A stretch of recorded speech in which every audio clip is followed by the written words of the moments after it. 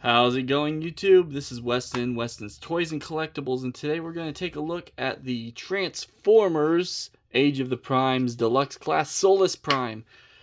And I think this is the first time we've gotten an official Solus Prime in a mainline from Hasbro. Pretty cool. I did have a Solus Prime before that. It was the MMC reformatted Salvia Promenon. Which was a pretty good figure, but I sold that a while back. It just no longer fit in my collection. I wasn't really, yeah, so I ended up selling that. But I'm glad that this new line is doing all 13 primes. I wasn't originally going to get this figure, but I decided I was going to go ahead and get the 13 primes because I asked for Megatronus for Father's Day as a Father's Day gift. And then I had a $25 gift card for a store at Meijer, and I ended up buying this at Meijer. So, yeah. So, really cool. She looks good. But let's go ahead and start with accessories. And she really just comes with this, which is her forge.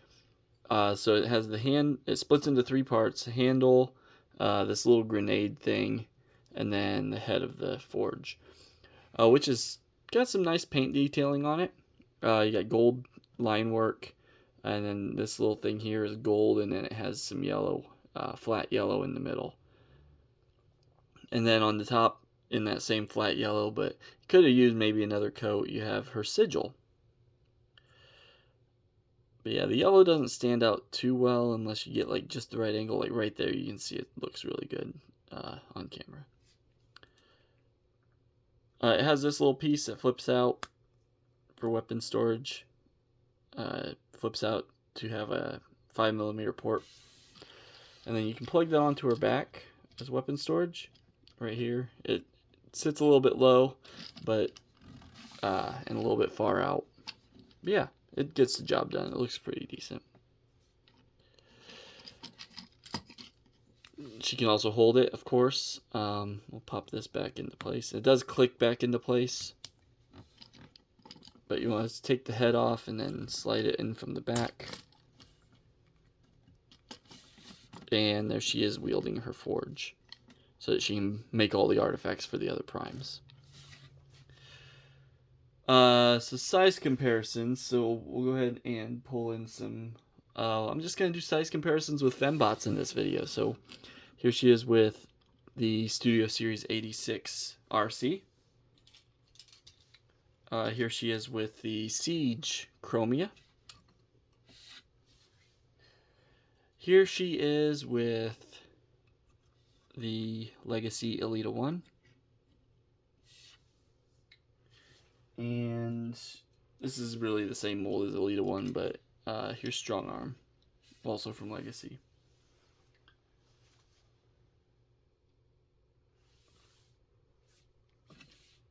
And then a couple evil size comparisons. Here she is with Black Arachnia, the Black Arachnia mold. Yeah, that's from the multi-pack. And then Shadow Striker. So she's a pretty decent sized deluxe. She's also very well articulated. So articulation, at her head she has a ball joint, so you can go all the way around. She can look up that far. She can look down that far. She does get a little bit of side to side, but it doesn't want to stay in this position. But it'll stay like that. She also has a panel that it's on, so you can get a little bit further up if you need it. Arms on a hinge swivel. Goes all the way around, and then you can get these shoulder pads moved up and get out that far. You can kind of disengage this shoulder transformation joint to get a butterfly joint, which works pretty well. Go all the way to get all the way across the chest. These shoulder pads do move quite a bit. And then she has a waist swivel. And the way it's cut in is perfect. It's not like one of those weird things where the skirt, part of this top of the skirt's attached to the torso. No, the whole like upper skirt section here rotates around that torso bit. Fantastically done. She does have these skirts that can move around freely. These ones will move independently from the middle. So you can move her leg out that far forward. You can get a little bit further if it kicks out to the side. You can go that far back before it hits the backpack kibble. And then you can get the whole skirt up if you want to. The middle one does rotate for transformation. She does have a bicep swivel. I forgot to cover the bicep. Swivel all the way around. A little under 90-degree bend at the elbow. And then the wrist is on a ball joint, so you can get the full swivel. And then also inward, like that. Mostly due to transformation, but they have it cut so that you can still get that articulation in robot mode. She has a thigh swivel. It's cut here at the top. It goes that far this way and that far this way. There's an issue. I'll cover that in a minute with these shoulder pads. She does have this disc hinge here, and it goes at that point up here a little bit higher than the hip, which I think works pretty well. But I also, if you wanted to get her a little bit taller, you could, I guess, flip the hips around. And it kind of distends her a little bit. It throws off proportions. Like these obviously clearly should be up here. So it's something if you wanted to do it, you could. Wouldn't really recommend it. Rotate those back around. And these are detented, so they do have a soft ratchet to them.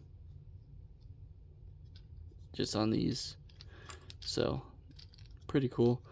I mean, it doesn't engage until it hits here, and then it starts to click. So like from here to here, it's all just free motion, and then it starts getting to the detents. And they're very small detents, so you get, quite a wide range. Anyway, knee, you get 90 at that joint. If you want, you can, kick the back of the shin, whatever, the lower shin back a little bit too, just for extra range. That's more of a transformation joint. Rotation here at the ankle, and then a hinge joint here for the rocker. You can get a little bit down just due to transformation, but the wheel gets in the way.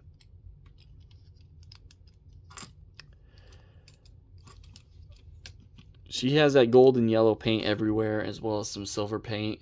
The silver plastic they used here looks really good. It's not like that weird pearly gray. It's more of it looks more silver. Yeah, it's not like your typical like pearly gray that they've been using. Like here. Like this is kind of like meh. Whereas this looks like a nice silvery plastic. Silver paint, green eyes, which is kind of odd because on the box it shows purple eyes. I kind of like the purple eyes, but I can see why they went to confuse the audience, because purple usually means bad guy. Alright, so before we get into talking about the transformation and vehicle mode, Elephant in the room, the build quality on this figure has been notoriously hit or miss. Mostly in regards to the ankles, the ankle swivel, and the shoulder pads. Also, another issue is out of the box, most of the people will get like these bottom bits of the hair here are stressed. I used some heat to fix those stress marks so they're no longer visible. But that is also a point where, like, one side was done, was stressed when I got her out of the box. And then I took the head off, used the heat on it, put it back on, and when I put it back on, it caused the stress mark to appear on the other side. And I didn't take the head back off, I just applied heat again, but so that's something to look out for too. I think what happened with the initial stress mark is when they are assembling this figure, it's a very tight ball joint. When it's popping on and off, it's not super tight, on the figure itself, but putting it on and taking it off is a very tight joint, as well as you're working against the tolerance of the softer plastic. And because you're working against that tolerance of that softer plastic and then also this joint, when putting the head on, it causes that stress mark to form because it hits one of these other plastic pieces. That's my theory, because that's what I kind of ran into when I put the head back on, and it caused a second stress mark. And then the shoulder pads popping off, like you saw when I was manipulating this one, it doesn't always pop off. It's like, sometimes it does, sometimes it doesn't. This one doesn't pop off. This one's fine. This one, usually when I'm transforming it, like, I'll like twist it to, it's not wanting to pop off now, but there it goes. And I don't know, I think it's just these clips aren't quite right, but it's a major issue that a lot of people have been seeing. So it's something to also look out for if you want to get this figure. With the ankles, a lot of people have found that, like, sometimes you naturally just want to, tilt the ankle there, but it's a swivel joint. It's not a tilt joint there. I don't have a whole lot of issue with them popping off. Well, it just did there, but I think it's mostly like, yeah, when I get past a certain point of twisting it, it like snags right here. It snags right there. I think I might be able to remove a little piece of plastic. If there's probably a bit of mold flash. If I go this way, it's fine. It doesn't want to pop off. But it's only when I go this way, and once I hit this point and then turn it, it pops off. This side, same thing. I can feel it wanting to pop off right there. So I'll probably take a look at that after I'm done with this review and maybe remove any mold flash that might be on there, because that's probably what's causing the issue. Also, right out of the box, mine has paint scuffing on a lot of this silver paint. Not too big of a deal to me, honestly, because she's ancient. She's seen some battle, so sorry, not too big of a deal for me. Now we can talk about the transformation. And first thing, we want to go ahead and disarm her. And we'll set her hammer off to the side. Oh, real quick, I can show you before we get too far. The grenade, she can hold this as well. Yes. So transformation. It's kind of odd. There's some tolerance issues getting around things. Obviously, the plastic is more flexible. It's not gonna break. It's gonna feel like it's kind of pushing the limit, but it's not gonna break. Just transforming it. So first thing you want to do is we'll go ahead and put her head away. So we'll pull this backpack out just far enough. It only pulls out that much. There's a double hinge in there. Just enough to flip the head in and then flip the grill out. And then we'll just bring this forward. Per instructions, we'll go ahead and do this the way the instructions say. We'll pull up these two skirts, flip this sideways like this, and then I like to do this just to keep from scratching the paint, and then rotate it the rest of the way around. Sorry about that. Allergies, muddling through some allergies right now. It's peak allergy season in Indiana, and the humidity has been 90+% for the last 3 weeks. It's insane. So anyway, now we're going to go ahead and rotate the waist all the way around. I'll leave that up for now. We'll bring these shoulder pauldrons out and then pull forward the joint here. And then these panels here on this side will flip around. So this panel here will flip around like that, and it will, there's a small detent on there and a little notch. So yeah, we'll do that, flip that around like that, and then bring this back. And when we're bringing this back, this block needs to fit into that square slot. It goes in the square hole. And so you kind of have to finagle it a little bit and maybe pull it out to the side. This is where it feels weird. And it's because of this square here. It catches on that lip. And once you get it past, it's fine. It'll sit snugly in place. But it's kind of one of those things where you feel like you're going to, stress it or pop it off, or like it'll pop off before it would decide to break. Then you're fine. But you don't really want to have to put parts back onto your transformers that are supposed to just transform seamlessly. You don't want to have to pop parts back on during the transformation. It's a whole thing about people not liking parts forming.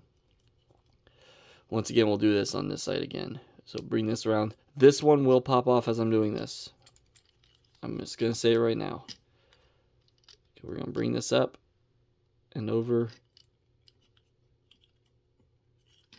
like that. And then once we get down under here, this little block needs to get past that plastic ridge. And it didn't pop off. Cool. That's the first time that has not popped off for me. And of course it's on camera, making me a liar. Anyway. Next we're going to go ahead and get the arms the rest of the way. So bring this panel out. This is another issue. The panel here, that's fine, right? And then when you open it, of course it's not going to do it now. But typically when you open it, it wants to come off the friction hinge up here. And they tell you to open it as far as it'll go. You can see right there. And it's because it's like faux ratcheted past the point. Like and also look how loose that is on there. Like it is not on there very securely.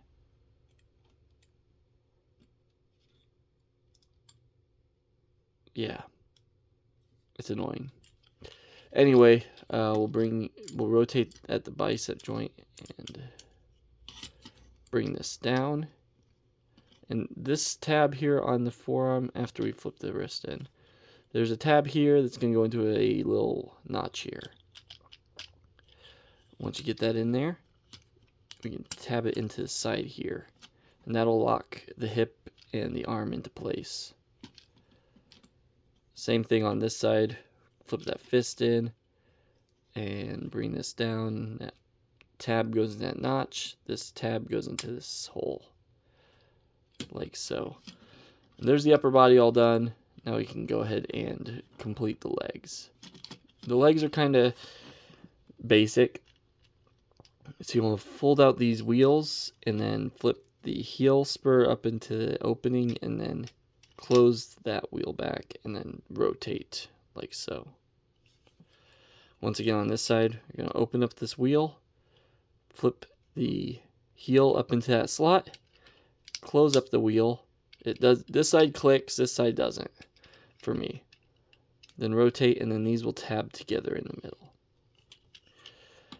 Then we're going to engage these two hinges on each leg, and then the feet will tab into the back of the thigh. And there is a cutout for the hinge joint that sits in. And then those will tab in like so. And make sure that the grill will is supposed to tab into these shoulder pauldrons, but once again, it's that more like softer material, so it doesn't like stay. Anyway, there is the truck mode, and I like to kind of push it down a little bit to make sure all four wheels are on the ground. Yeah, so it's a thing. Make sure we're focusing on her. It's like a Cybertronian truck of sorts, and it does roll pretty decently. It's got pinned in wheels, so there's no problem with it rolling. We'll go ahead and compare it with here is the Laser Optimus Prime. So there it is compared to a Voyager-sized robot. I don't have really anybody else in vehicle mode at the moment. And this is already 22 minutes, so yeah. You can store the hammer on the side of the truck.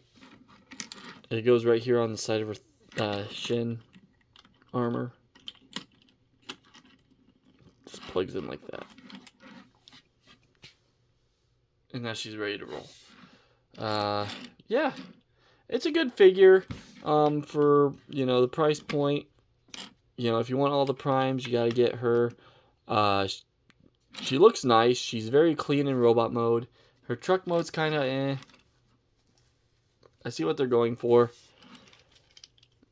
But, yeah, at the same time, it's like, I feel like they could have done a little more design process here, but at the same time, she's a fembot.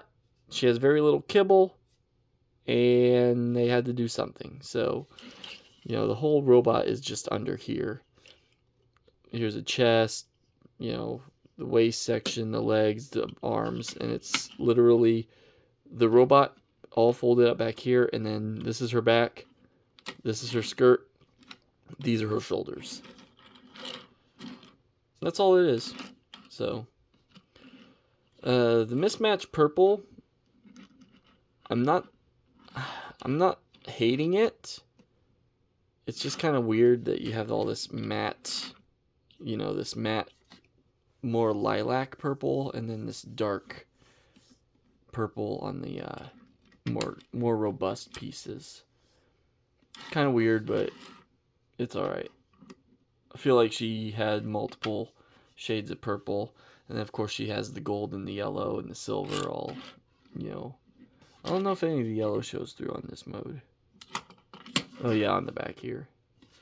So, yeah, I definitely recommend her if you want the 13 primes. If not, she is an easy skip.